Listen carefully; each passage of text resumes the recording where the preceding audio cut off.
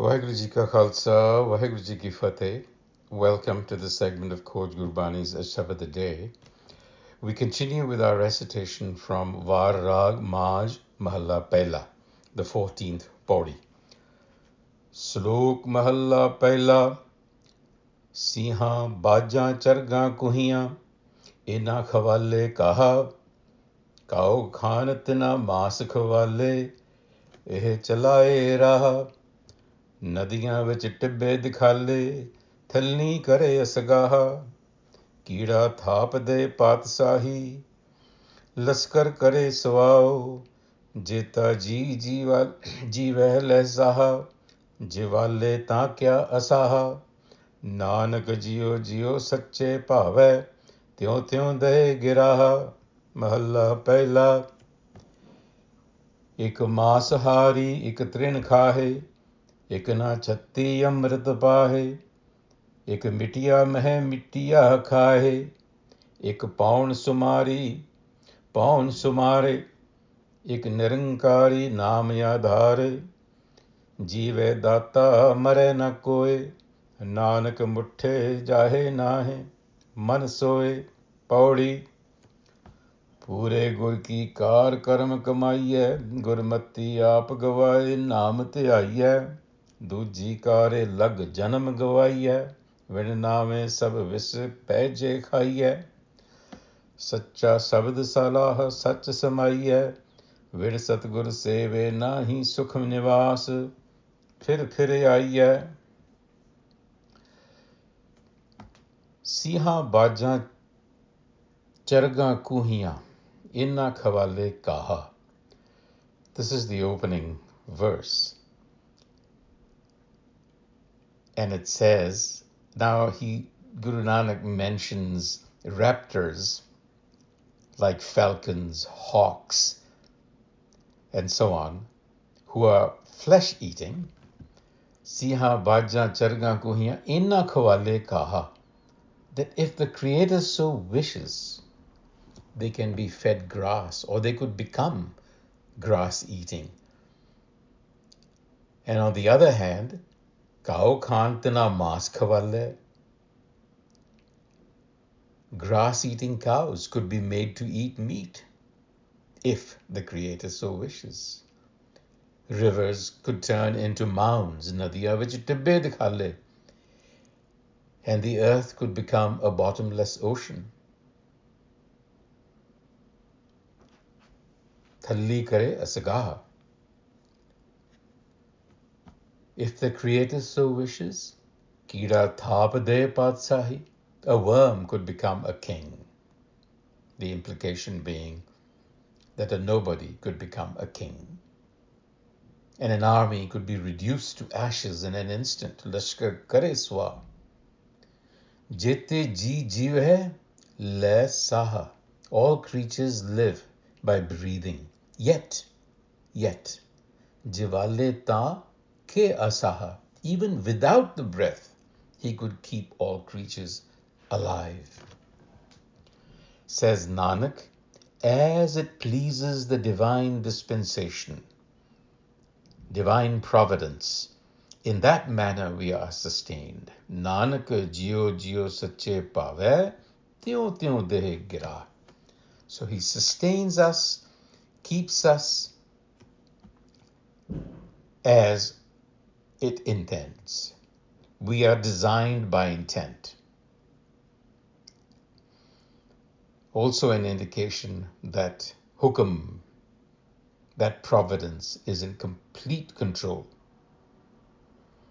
Mahalla Pehla ik masahari ik trinkha. Again, the varieties of creatures.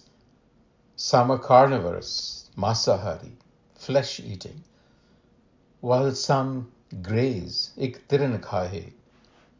Some receive delicacies to eat, ikna chatti amrit pahe, while others live and eat sand. And then there are those, ik paun sumari, counting. There are those who measure their life by the number of breaths. He's pointing to the yogis, who are of the view that we have only a certain number of breaths to constitute life, and therefore if we control inhalation and exhalation, that is, if we slow it down, we could possibly extend our life. So this is a pointer to them, that some are engaged in breath control, ik nirankari naam adhar, and then some are devoted to the formless, and knowledge is their foundation. But jive datta mare na koi. So long as the eternal giver chooses, no one dies. Says Nanak, only those are robbed in whose mind the self does not reside. So it all boils down to self-knowledge. Without that, we are, for all intents and purposes, dead. And coming to the Pauri, which is where the main message is, Pure gur ki kar karam kamaiye.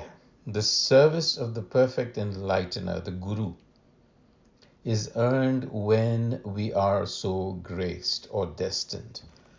We should not see this as mere chance. We become destined when we are motivated to do things. We are creating our destiny. So we have to first be inspired and motivated to be in the service of the enlightener, which means to be in the tutelage of the enlightener. That desire must first arise in us. That motivation must first capture us. Then we create our destiny and we become graced. Gurmati aap gavaye naam tyaye. And this is what happens when you go to the Guru. The self is dissolved. Aap gavaye. That's what Guru wisdom does. And the attention is then fixed on Naam, which is the knowledge within, inherent, innate in us, wisdom. You are now operating from the fulcrum of wisdom. And the problem is, Duji kare lag janam gavaya. That is our fate, most of us. By becoming entangled in other tasks, life is wasted.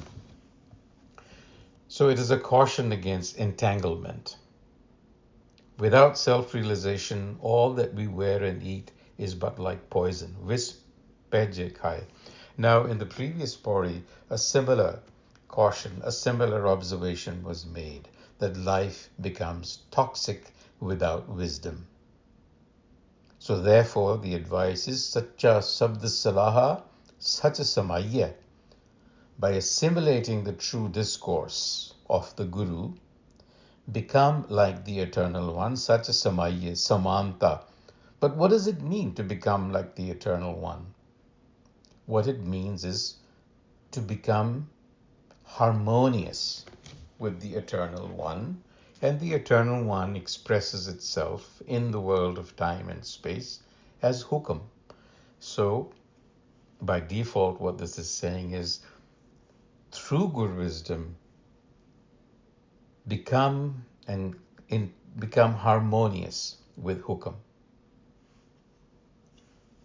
Duniya khoti ras kood kamaiye, nanak sach khara salah patasyon jaiye. So leave the world with honor by following the Guru and the wisdom that is imparted.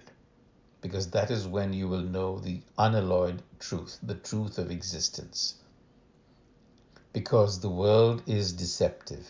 It is false and unstable. Dunya khoti ras. So the caution here for us is against being deceived by the world of phenomena, because it isn't real. What is meant by that is that it is unstable, it is transitory, it's ever-changing. But it appears real to us. But we should know from our own short-lived and ever-shifting experience and moods that it is not stable. It is for that reason that the world is called khoti, or adulterated. And the adulteration is ignorance. The ignorance that conditions the mind, which then is led by the senses, because the senses are not reliable either. They are giving you a very limited sense of what reality is. And one of the deceptions is that the constantly changing world of matter appears to be stable, that it really isn't. So flux appears to be stationary to the senses. Now, we have to be careful, because this does not mean that we are being told to shun the world. Rather, we are instructed to understand and apprehend it for what it is: transitory. What is also suggested in Gurbani is that reality is both changing and unchanging at the same time. It is formless and yet full of form, endless forms. Nirgun aap sargun bhi ohe. So the lesson is to shift our perspective to that fixed, immovable place, the self, from which to view the world, to view and experience the world. It is from that locus that we need to experience the ever-shifting world. And it is by observing the ever-shifting world of appearance that we can actually see the unshifting, unchanging reality behind it. With that thought, until the next time, Waheguru Ji Ka Khalsa, Waheguru Ji Ki Fateh.